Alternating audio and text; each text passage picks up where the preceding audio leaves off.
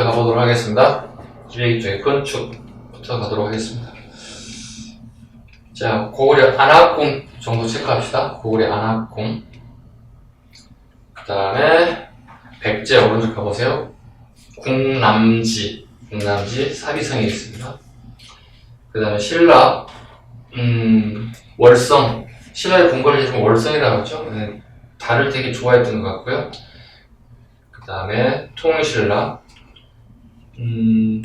안압지, 안압지, 이매전지라고 그러죠. 밑에 그림이 지금 복원되어 있는 모습 보이시죠? 이거 이미 설명드렸어요, 그죠? 기러기와 오리를 놀다 가는 그런 모습을 취했다 해서 우리가 안압지라고 부르죠. 원래는 이매전이고요. 여기는 월지라고 부르죠, 원래는요. 그 다음에 발해 상경 영천부의 평면도, 기다리 뻗어있는 주작들의 모습이 보이고 있고요. 당나라의 장안성을 모방했을 모습이다. 이 정도. 사원건축, 항룡사, 신라의 항룡사. 그 다음에 구축 목탑, 구나라고 부르죠. 항룡사는 진흥왕, 항룡사 구축 목탑은 선덕여왕. 그 다음에 백제 미륵사, 무왕과 밀접한 관련이 있고요. 한 페이지 넘어. 부의 능산이 절터에서 발견된 백제 금동 대향로, 그 다음에 백제 창왕명, 석조 사리감, 이게 발견됐죠. 이건 이덕왕식이 전부 다 만들어진 걸로 보고 있다 설명 이미 드렸고요. 항명사 복원도 보시죠. 항명사와 항명 구축 목탑 이제 복원도일 뿐입니다. 그 다음에 미륵사도 마찬가지로 복원도만 있을 뿐입니다. 통신라의 건축, 불국사, 그 다음에 석굴암, 이 정도 그림도 같이 봐주시고 어려운 건 하나도 없어요. 그 다음에 205쪽에 탑, 지금 진도를 빨리 이 부분을 뽑는 이유는 그렇게 많이 출제빈도 어렵지도 않고 설명을 많이 할 필요도 없었던 부분들이 있습니다. 자, 탑부터 가겠습니다. 고구려는 주로 목탑을 많이 건립했다. 석탑으로 넘어왔죠. 나머지 나라들은 백제와 신라는. 근데 석탑이 지금 나타나지 않고 있어요. 글쎄요. 발견된다면 대박이겠죠. 고구려 석탑이 목탑밖에 없었던 걸과 부시겠거나 썩었거나 다 없어졌다는 거예요. 없습니다. 백제 미륵사지 석탑. 현존 최고, 가장 오래된 뜻이죠. 현존 최고. 지금 그림을 한번 봐주시면 한 6층 정도밖에 되질 않습니다. 원래는 한 9층 정도로 아마 우리가 보고 있는데요. 그래서 이게 또 파손되어 있었어요. 파손됐던 부분을 일제강점기 일본 애들이 콘크리트라고를 이용해서, 그 당시 신소재였겠죠. 이걸 이용해서, 뭐라고 할까요? 뭐, 보완적 요소를 썼지만, 현재 20세기, 21세기를 넘으면서 되게 흉물스러운 물건이 되고 말았어요. 그래서 최근에 우리 문화재청에서 다시 복원시켰어요. 돌을 다시 일정 간격으로 잘라서 없는 부분이나 이렇게 해서 만들어서 다시 전시를 하기 시작했습니다. 그래서 아마 이 탑 중에 나온다면 아마 미륵사의 탑이 나올 가능성이 크다. 네, 복원시켰고, 많은 일반인들이 다 볼 수 있게끔 공개했거든요. 층은 몇 층이라고요? 6층으로 복원시켜놨다. 9층 정도로 우리가 예상을 할 수 있지만, 이 그림 예상일 뿐이지 누구도 이거 번산해봤기 때문에 9층으로 복원시킬 수는 없었던 것들입니다. 그 다음에 정림사지 5층 석탑. 5층은 일단 다 동그랗게 쳐봐. 5층은 전부 다 백제 거라고 보시면 돼요. 균형미에서 가장 잘 어울리는 부분이 5층 탑이거든요. 그 다음에 5층, 정림사지 부분은 또 안 할 게 1층 부분에 이런 게 있어요. 소정방이 금강하옥으로 들어와서 백제를 멸망시킨 데 이립을 담당하고 난 다음에 그 업적을 평가하고 싶었던 건지 1층 탑신 부분에다가 자기가 기록을 남겨놨어요. 전번했던 기록이 남겨졌다고. 일명 정림사지 5층 탑이 발견되기, 그러니까 다시 한번 정리. 정림사지 5층 탑이 발견되기 전에는 평제탑이라고 불렸다는 뜻이에요. 소정박이 백제를 정벌했다는 의미를 가지고 있죠. 그러니까 이 절터가 정림사라고 하는 것을 정확하게 밝힌 게 근대에 들어서 밝혔단 말이에요. 그래서 밝히고 이후에 이걸 평제탑이라 하지 않고 정림사지 5층 탑이라 한다는 뜻입니다. 두 가지로 불렸었겠죠. 그러니까 평제탑을 먼저 불렸었고 뒤에는 정림사지 5층 탑이 순서가 이렇게 됐다는 뜻이죠. 여기 이거는 이제 체험에 출제됐죠. 경강부에 기출되기도 했습니다. 정도는 알아야 되겠죠.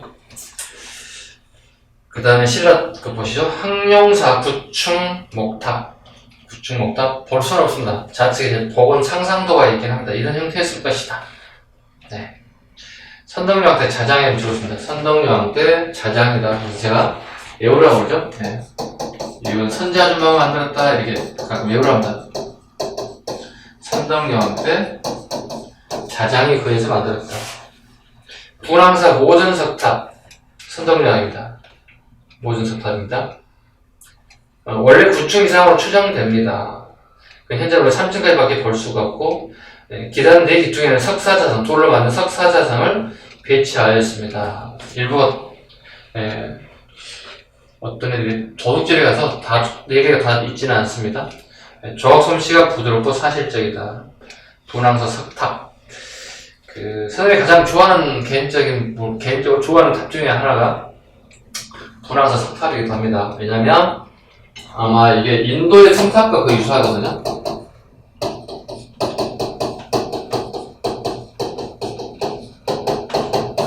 인도 성탑과 되게 유사해서 선생님 되게 관심을 많이 가지고 있고, 네, 되게 개인적으로 호감을 가질 수 있는 대표적인 석탑이 분황사 모전석탑입니다. 모전석탑이라는 모방했다. 네. 벽돌전사입니다. 다른 표현하면 벽돌이 아니란 뜻이야. 벽돌은 아닌데 벽돌을 모방했다. 돌을 일정한 간격으로 잘라서 벽돌 모양처럼 만들었다는 뜻입니다. 통일신라 중대가족 가문사지 3층 석탑. 가문사지 3층 석탑. 신문왕과 관련되어 있고요. 네, 신문왕 때 건립된 대표적인 통일신라 초기 석탑이다. 그 앞에 이제 아버지 문무왕이 이제 해왕등이 설치되어 있고요. 아버지가 돌아가신다는 유언인, 내가 죽어서 바다의 용이 돼서 애구를 물리친데 이력을 담당하겠노라. 그 앞부분에다가, 가문사지, 아버지에 감사하기 위해서 가문사지를 건립해서 완성이 되죠. 거기에 수로를 만들어서 용이 계속 헤엄치고 다니면 피곤할 거 아니에요. 와서 이렇게 수로를 통해서 와서 잠시 머물다 가세요. 이게 가문사지입니다. 네. 가문사지 3층 석탑.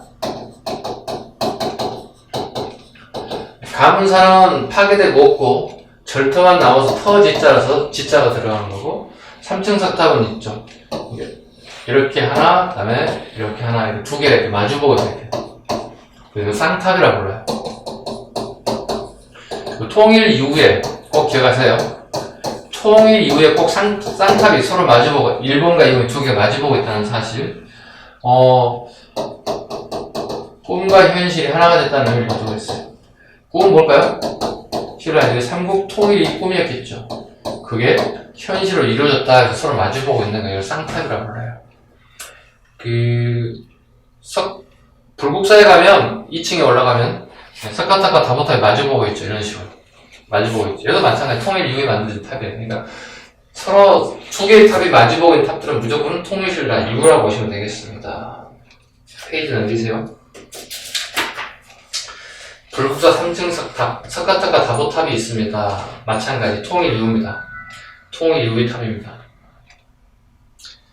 그 다음에 석가탑도 있고 하엄사 4사자 3층 석탑.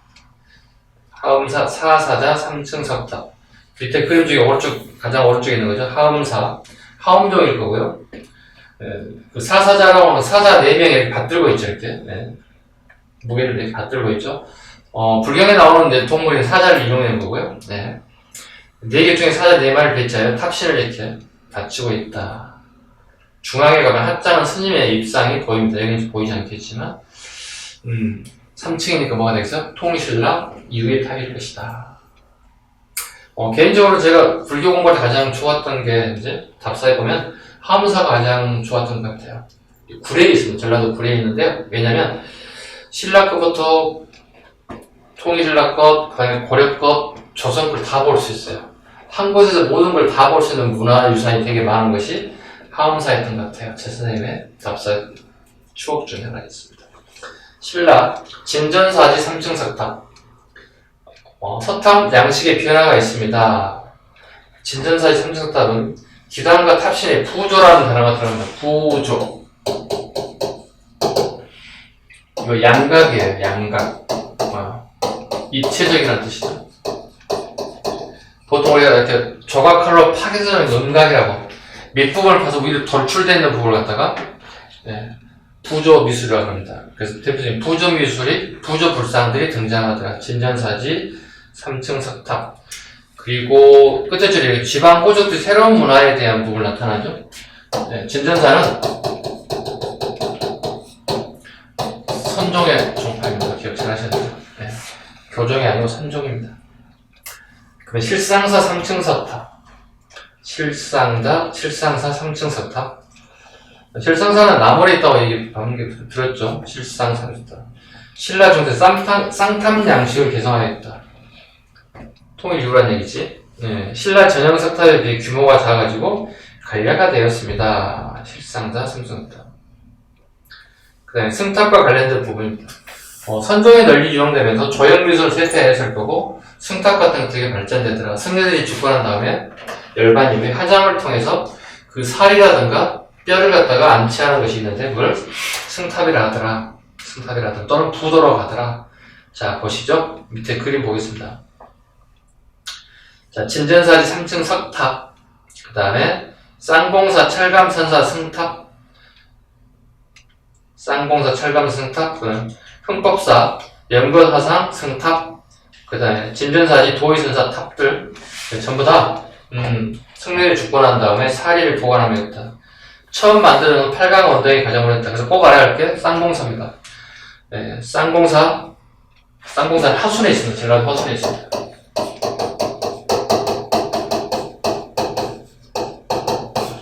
쌍봉사 철감선사 이게 8강 원당의 가장 기본형이었다. 자, 두 번째 그림 보세요. 쌍봉사 철감선사 승탑 보세요. 그림 보세요. 같이.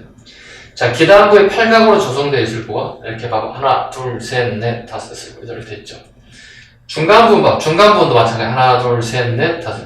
위에 기둥, 마무리 공사 봐봐. 여기 마찬가지. 하나, 둘, 셋, 이렇게 돼 있다. 8각 원당형으로 돼 있다. 그 다음에 참고로 좌측에 발에 영광탑이 보일 거예요. 영광탑. 영광탑 보이죠? 이거 그 공자의 묘가 이제 영광묘라고 부르는데 공자의 묘처럼 되게 오랫동안 보존이 잘 됐다 이런 취지를 가지고 있어요. 청나라 사신이 이걸 발견하고 되게 오래된 것 같은데 여기 잘 보존되어 있지? 그런 취지에서 만든 게 영광탑이 됐어요. 아셨죠? 그러니까 발에 탑이 되게 잘 나올 수 있는 요소가 요거 하나 딱 있어요. 왜? 존재한 게 없어요. 요거밖에 없어 지금. 그리고 특징이 있습니다. 뭐 이제 발의 영광탑 밑에 적습니다. 영광탑 지하에, 그죠?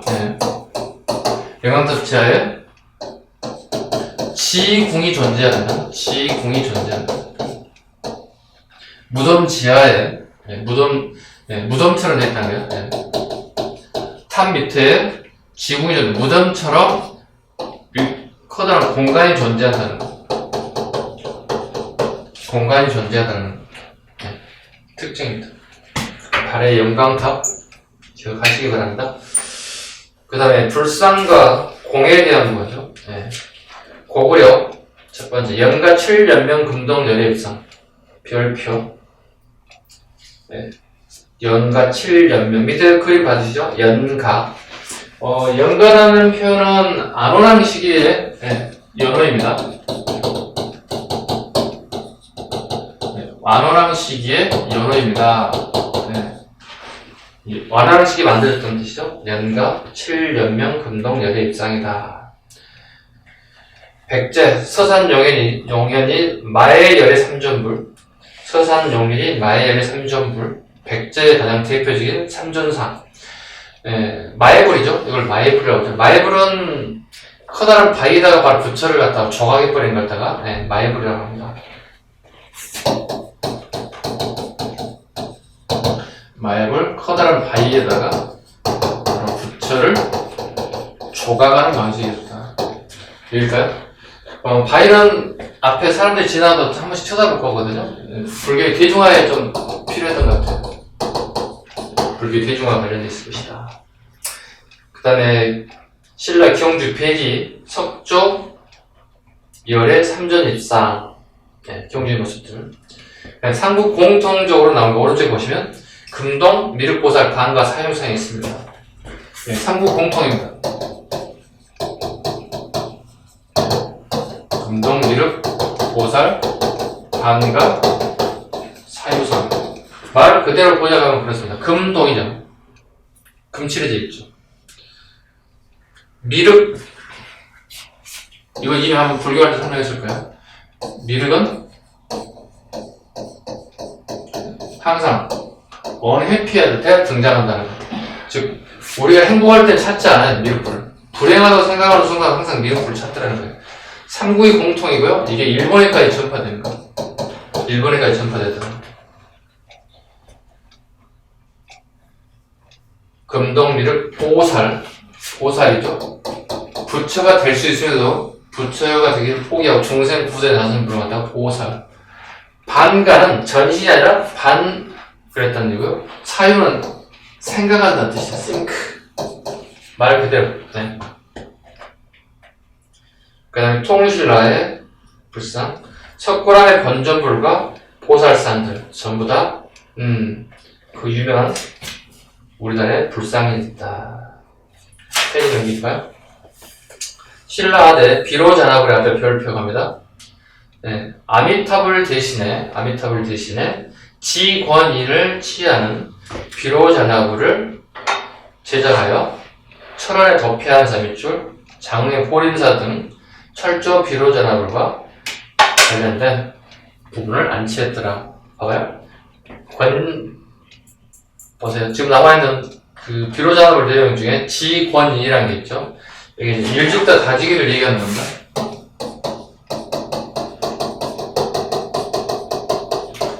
하나는 곧 모두요, 모두는 곧 하나라는 뜻이죠. 하나는 곧 모두요. 그 다음에 모두는 곧 하나이다. 결과적으로 뭐죠? 왕짱이라고 얘기하고 있잖아요. 일직다 다지기를 뭐죠? 자, 하나죠, 연필이.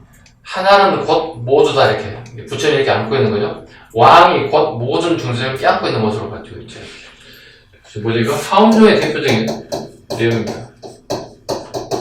하음조가 밀접한 관련인 내용입니다. 근데 이 비로자나불이 선종절간에 안치되더라. 즉 하음적 승려 다수가 중국 유학 이후에 개종을 하더라.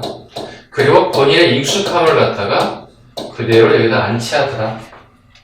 되게 어려운 시험에 나올 수 있는 가능성이 있는 게 비로자나불이다. 장흥보림사, 네, 그 다음에 철원 덕혜한사.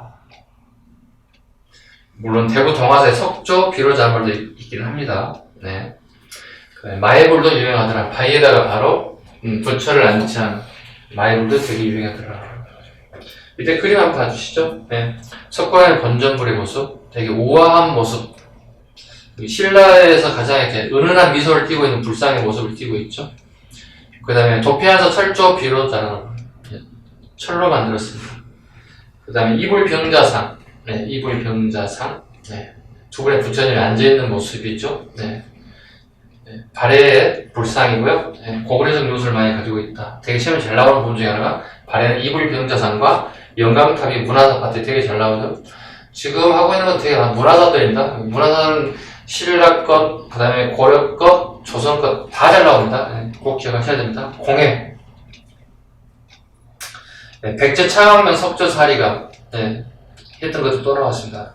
네, 이덕왕식이 만들었다는 사실 계속 얘기하고 있습니다. 네, 통신라의 석조물 보겠습니다. 대표적인 게 범종으로 보죠. 상원사동령 밑줄 보시죠. 네, 상원사동령 성덕왕식에 만들어졌고요. 그 다음에 성덕대왕식에 만들어진 게 있죠. 성덕대왕 신종. 네, 성덕대왕 신종. 경덕왕 때 아버지 성덕왕의 공덕을 기리기 위해서 만들었습니다. 비천상이 되게 아름다운 모습을 취하고 있습니다. 범종은 이미 설명드렸죠. 네, 상원사 동종.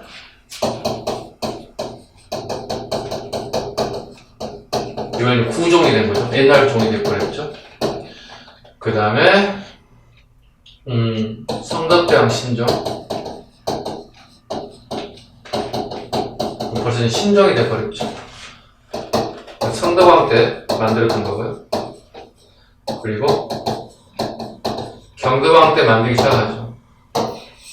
그리고 회공왕 때 성덕대왕 신종이 완성이 되죠. 그리고 이게 봉덕사에 걸렸기 때문에 봉덕사종이라고도 부른다. 봉덕사는 절에 걸리다 해서 봉덕사종.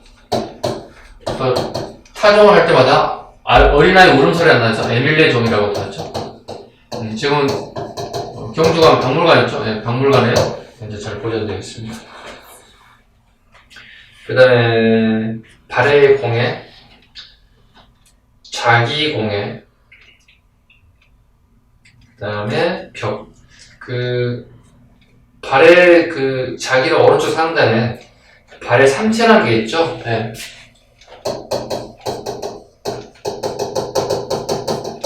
세 가지 색깔을 칠했다는 뜻이 되겠죠. 요게 나온다면 되게 난이도가 올라질 겁니다. 네, 뭐 신라 토기에서 그 다음에 자기로 넘어가는 과정에 발의 게 혹시 나온다면 되게 어려집니다. 발의 삼체 되게 색깔이 독특하죠. 이런 부분. 벽돌과 기하무늬들 좀 더 고른 것을 취하고 있다. 석등도 마찬가지. 그 다음에 그림과 글씨를 보죠. 그림과 글씨 부분. 글씨 부분 김인문, 무이람의 주치아들로 글을 되게 잘 썼다. 김인문. 김생 집자비음 비추고 있죠. 집자비음. 김생은 신라인으로서 되게 글씨를 잘 썼고 고려까지 글씨 잘 쓰는 사람 4사람에 포함됐던 인물이기도 하죠. 그리고 고려시대에 그 사람이 비석의 글자를 탁본해서 모으는 게 집자비문이에요. 밑줄 보시기 바랍니다. 김생은 신라시대 인물이고 그 사람이 쓴 글을 모아서 편찬한 게 집자비문을 고려 때 만들었다 정도. 그림 신라의 천마도 이건 말 안장 그림이고요. 자작나무 위에다 그림을 그렸다. 아셨죠? 벽화 아닙니다. 기억 잘 하셔야 돼요. 다음 페이지. 음악 가볼까요? 거의 나오지 않는데요. 고구려 왕산압은 지인의 칠연골을 개량하여 검은골을 만들었다. 검은골 정도 고구려에. 그 다음에 신라 백결 선생은 강압타령을 지어 가난한 사람을 달래었고 옥보고는 검은골을 배워 새로운 가락을 지었다 정도. 가야는 이쪽거든요. 가야는 우룩은 가야금을 만들고 신라의 음악을 가야금을 전파했다 정도. 이 정도 하겠습니다. 특별하게 뭐 어려운 건 없으니까 나올 것도 없고요. 한문과 향가 고구려의 대표적인 게 항조가 유리왕 때 만들었던 것, 울지왕 때 울지문덕이 만들었던 오원식, 여수장 우종문시 오늘 했죠. 지족에 대한 얘기들, 도교에 대한 부분들 얘기했죠. 백제 정읍사 정도. 신라 향가집이 있죠. 해성가 같은 것들 특별하게 안 해줄 것 같습니다. 그럼 통신라 3대목 정도 체크할까? 향가집. 지금은 지어지지 않고 삼국유사의 14수와 고려 초 균여가 지었던 균여수 11수가 실리는 총 15수 정도가 지어지더라 정도. 제망매가는 사료로 나올 수 있습니다. 한번 읽어보겠습니다. 살고 죽는 길이 여기 있기도 두렵고 여기 있기도 믿고 싶어도 안 돼요. 간다는 말도 못하고 가십니까? 가을바람에 여기저기 떨어지는 일처럼 한 가지 나고도 나 가는 거 모르는구나. 미타찰살 만나리 나 도닦으면 기다리. 월명사라고 하는 스님이 만든 거죠. 제망매마 같은 한 가지 있습니다. 이거 나오는 시대를 물어볼 거거든요. 경도왕 때니까 이거 후기로 잡으셔야 될 것 같습니다. 신라 하대 정도 잡으셔야 될 것 같아요. 그 다음에 발의 대표적인 문학이 뭐가 있을까? 다듬이 소리입니다. 제일 밑에 보시죠. 양태사의 다듬이 소리. 자, 다음 페이지 넘겨보세요. 다듬이 소리 별표 하나 아시죠? 지금 읽어볼게요. 설이 기운 가득한 하늘에 달빛 비추니 은하수도 밝은데 나그네 돌아갈 일 생각하니 감회가 새롭네. 홀로 앉아 지새는 긴긴 밤 근심해져서 마음 아픈데 호련히 이웃집 안악내 다듬질 소리 듣는구나. 자, 일본의 양태사라는 달의 무관 출신으로서 일본의 예교관으로 파견됐습니다. 돌아올 때가 됐는데 되게 고향 생각이 막 나는 거야. 근데 집에 돌아오는 도중에 다듬이 소리가 막 나는 거야. 빨래를 하거나 물을 빼는 거야. 요즘 같으면 세탁기가 다 하잖아요. 탈수를 다 해주잖아요. 그죠? 요 하는 과정이 지금 다듬이라고 하는 것들인데요. 이 소리를 들으니 되게 고향 생각 난다는 거예요. 계속 이어가죠. 바람결에 그 소리 끊기는 듯 이어지는 듯 밤 깊어 별빛 낮은데 잠시도 쉬지 않네. 나라 떠나와서 발에서 떠나왔다는 얘기죠. 아무 소식 듣지 못하더니 이제 타향에 와서 다듬이 소리를 들으니까 고향 소식 난다 이런 뜻이 되겠죠. 이거 물어본다면 뭐 같아요? 나오면 이 시를 던져주고 사료를 던져주고 이와 같은 시를 쓴 작가의 나라에 대한 설명으로 옳은 것 또는 옳지 않는 것, 틀린 것 이렇게 물어보겠죠. 작가는 누굽니까? 양태사. 나라는 어느 나라인가? 발해. 그러니까 이 작품을 알게 되면 되게 쉬운 거고 모르면 되게 어려워져. 이 나라가 어느 나라인지 모르고 이 책에 이 글을 누가 쓴 거야 이렇게 시험장에 요가다 나올 거라는 얘기죠. 그 정도로 우리가 충분히 풀어낼 수 있으니까 보시고요. 이렇게 해서 문화 파트 부분 넘어갑니다. 214쪽 보세요. 예, 삼국문화 일본 전파와 관련된 부분을 한번 보겠습니다. 그 박스가 정리가 잘 되어 있어 한번 보세요. 예, 근초광대 아직기 일본 태자의 한자를 가르쳤다. 왕인 금구수왕 때 천자문과 논어가 전파되었다. 아마 이게 왕이라는 아마 그때는 왕시성이 없었거든요. 아마 고려 왕건이 처음 왕시성을 쓰는 걸로 되어 있기 때문에 이 4세기의 왕시성을 가진 걸로 봤을 때는 아마 백제인이 아니라 아마 기양한 중국인일 가능성이 크다 이렇게 보이는 견해도 있습니다. 일부 견해가 있습니다. 일본에는 천자문과 논어를 가르쳤다.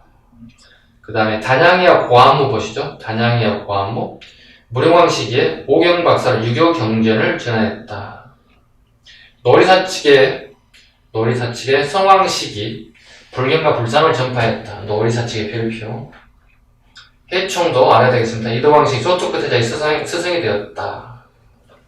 관륵 무왕식이 천문식이 됐죠? 그 다음에 미마지 이게 나오면 정말 어려워지겠죠? 무왕식의 일본의 음악과 무용을 전파했다. 미마지 오늘날 일본 음악을 전부 다 미마지 때문에 됐다고 봐도 문제가 없어요. 됐죠? 그 다음에 오른쪽 그림 한번 봐주시죠. 삼국문화 일본 전파 그림을 통해서 한번 볼까요? 자, 고구려가 일본에 전파했다. 뭐가 있나요? 불교, 해학, 종이학, 종이학, 그 다음에 신라가 보시죠. 조선술, 축제술. 조선술은 배를 만드는 기술을 얘기하는 거고, 축제술은 제방제자이기 때문에 저수지를 만드는 기술일 거고요. 가약, 토기 제작 기술이 전파됐죠. 그래서 스웨키 톡이라고 하죠. 살짝 적어놓으세요. 스웨키 톡이 문화가 전파됐죠. 그 다음에 백제 거 보겠습니다. 백제 거. 유학과 불교. 되게 백제가 되게 많이 건너갔죠. 그럼 해학, 그림 그리는 것들. 그럼 천문. 그 다음에 역법, 달력이죠. 이런 것들이 전파됐을 것이다. 요게 나온다면, 그러니까 고구려 백제 신라가 이렇게 공이 전부 다 일본의 문화가 전파됐잖아요. 옳지 않는 거 물어볼 거 아니에요. 모두 같이 잡아주시기 바랍니다. 요 지역이 주로 아스카 지역을 건너갔기 때문에 삼국은 일본 아스카 지역의 문화를 전파되죠. 그러다 아스카 문화 이렇게 얘기합니다. 아스카 문화 이렇게. 그럼 통일신라의 문화 전파 보겠습니다. 하쿠오 문화라고 합니다. 제일 밑에 보시죠. 통일신라 시기에서 일본의 문화가 전파되는데 이걸 하쿠오 문화라고 합니다. 대표적인 뭐가 있나요? 원효의 불교에 대한 것들, 강수 유학에 관련된 부분, 설총 유학에 관련된 부분들이 일본에 전파됐습니다. 특히 심상의 줄고 제일 끝부분에 심상의가요. 전해진 하엄사상은 일본의 하엄정을 큰 영향이다. 하엄정을 줄였습니다. 자, 이건 지금 현재 7세기 상황이잖아요, 그죠? 볼까요? 7세기에 돼야 일본에는 하엄정이 전파됐다는 거예요. 무슨 의미를 가지고 있습니까? 하엄정은 이제 왕권을 강화시키는 데 가장 결정적인 역할을 하는 게 하엄정 종파거든요. 왕권이 강화돼야만 어떻게 해요? 징집령을 내리고, 그죠? 네. 병사들을 모아서 전쟁을 수행할 수가 있다. 왜? 왕가의 강화된 시기니까. 그 전까지는 전부 다 쇼군 정도 개념밖에 되지 않았을 거라는 거예요. 막부 정도, 막부라고 보통 얘기하죠. 막부 정권이었을 거라는 얘기예요. 하나의 왕권이 왕성되기까지는 일본 시기에는 7세기가 가야만이 된다는 거예요. 그런데 이 전 시기에 3세기, 2세기, 4세기, 5세기, 6세기에 일본 애들이 우리 한반도를 건너와가지고 일정 기간 통치했다. 한반도를 갖다가 이건 말이 안 된다는 거죠. 학자들이 봤을 때. 말이 안 되는 거예요. 왜?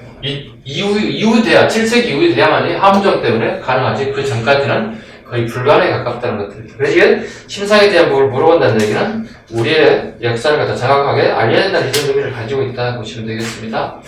다음 216페이지 보시면 정리가 또 다시 되어 있습니다. 선사, 고대, 중세까지 다 되어 있죠. 또 한 번 더 살펴보셔야 되는데 몇 가지만 짚어드리겠습니다. 자, 보세요. 고려시대에 양류 가늠사에 건너갔죠. 불화 또는 탱하라고 하는데 어떻게 건너간지 모르겠어요. 그래서 우리나라의 불화나 탱하는 거의 다 일본에서 발견됩니다. 어떤 이유인지 모르겠습니다. 그러니까 합법적인 방법인지 아니면 불법인지 모르겠지만 불화들이 거의 보이지 않고 있다는 것들. 근대 시기 조선 초기에 무로막지 막부 시기에 문청 이수문, 이게 15세기입니다. 조선의 해아들이 일본에 건너갔다. 이분들이 갔다 온 다음에 그림을 그렸기 때문에 그 몇 점의 그림들이 일본에 영향을 줬다는 뜻이 되는 거고요. 조선 후기 에도 막부 시기에 주자학 이항 별표갑니다. 이항에 주자에 건너왔습니다. 임난 때 당기관은 뭐죠? 주리론이 건너갔습니다. 누구에 의해서? 네. 강항이라는 사람이 강항의 사람이 일본에 잡혀가죠. 이 사람은 조선의 관리로서 성리학을 공부했던 학자입니다. 강항에 의해서 일본의 주리론이 전파되었다 이렇게 얘기합니다. 도자기 일종의 우리 도자기 전쟁이라고 보통 얘기하죠. 임난이라고 하는 거. 왜냐면 도자기를 엄청나게 가져갈 뿐만 아니라 만드는 기술자인 도공마저도 가져야 됐다. 그래서 이 도공들에 의해서 일본의 도자기 산업이 다시 꽃을 피우게 됐고 이걸 나중에 팔아서 돈을 벌었다. 그 다음에 통신사가 파견되었다. 네. 통신사는 되게 중요한 부분이죠. 총 12번 정도가 파견된 걸로 기록이 나와 있고요. 이거 나중에 통신사 부분 조선시대가 또다시 할 겁니다. 예, 막부가 자주 바뀌죠. 군사정권 얘기입니다. 막부라는 얘기는.